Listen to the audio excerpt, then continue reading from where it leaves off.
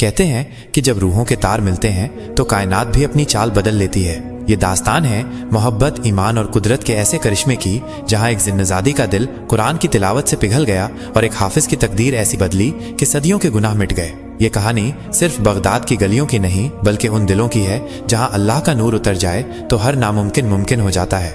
जब दिल में शैतान का बसेरा हो लेकिन जुबान पर अल्लाह का जिक्र हो तो खुद खुदा की रहमतें बड़े बड़ों को मजबूर कर देती हैं कि वो नेकी की राह इख्तियार करें। बगदाद के पास एक छोटे से गांव में जहां खजूर के दरख्त हवा में झूमते थे और इत्र की खुशबू हर गली में घुली रहती थी, आधी रात का वक्त था। चांद बादलों में छिपा हुआ था और एक बेहद खूबसूरत साया चुपचाप गांव की पुरानी मस्जिद के दरवाजे पर बैठा था। उसकी आंखों से आंसू बह रहे थे, जैसे वो कोई पुराना हिसाब चुका रहा हो। सदियों की उदासी उसके चेहरे पर थी। उसकी आंखों में तौबा की नमी थी और दिल में वो राज दफन था जिसे सदियों से किसी ने जाना न था। उसका नाम अदीला था। आम सी दिखने वाली लड़की, पर ना वो आम थी ना इंसान। वो एक हुस्न वाली जिन्नज़ादी थी जिसका नूर चांद को भी शर्मा दे।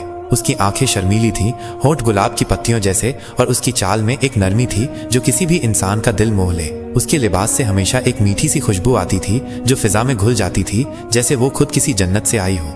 दूसरी तरफ उसी गांव के एक सीधे सादे घर में, जहां मिट्टी के चूल्हे पर रोटियां पकती थीं और घर में इबादत की आवाजें गूंजती थीं, एक बेहद नूरानी चेहरे वाला लड़का ईशा की नमाज के बाद मस्जिद की सफाई कर रहा था। उसका नाम ज़हूर था। बचपन से ही वो हाफिज कुरान था, यतीम था और अपने चचा के साए में पल रहा था। वो चचा जो ऊपर से तो बहुत नमाजी और परहेजगार था, उसकी जुबान पर हर वक्त अल्लाह का नाम रहता था, मगर उसके दिल में दौलत का शैतान छुपा बैठा था। ज़हूर के चेहरे पर वो नूर था जो सिर्फ कुरान वालों पर उतरता है। उसकी आवाज में ऐसी मिठास थी कि जब वो तिलावत करता तो चरवाहे अपने रेवड़ रोक लेते, परिंदे अपनी चहचहाहट भूल जाते और हवा थम जाती, जैसे कायनात उसकी आवाज सुनने के लिए थम जाती हो। उसकी तिलावत से कब्र में सोए लोग भी सुकून पाते, जैसे कोई मरहम उनके जख्मों पर लग रहा हो। मगर उसका चचा इमरान उसे बोझ समझता था। उसके दिल में दौलत की हवस थी और आंखों में वो ख्वाब जो सिर्फ शैतान ही पूरा कर सकता था। इमरान अक्सर ज़हूर को ताने मारता, कब तक ये मस्कीनी रहेगी, कुछ कमाओ, घर का बोझ बनो, हाफिज बन के क्या मिलेगा, दौलत लाओ। उसकी आवाज में हमेशा जहर घुला होता था। एक दिन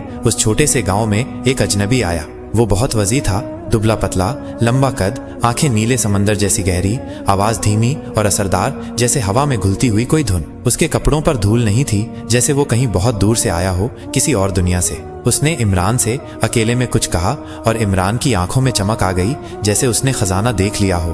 तेरा बेटा अगर मेरे निकाह में आ जाए तो तुझे सोना ही सोना दूंगा, इतना कि तेरी पुश्तें भी याद रखेंगी। इमरान ने अपनी दाढ़ी खुजाते हुए पूछा, तू है कौन? अजनबी ने मुस्कुराकर कहा, बस यूं समझ ले, तेरे रब का एक खास बंदा जो तेरी मुराद पूरी करने आया है।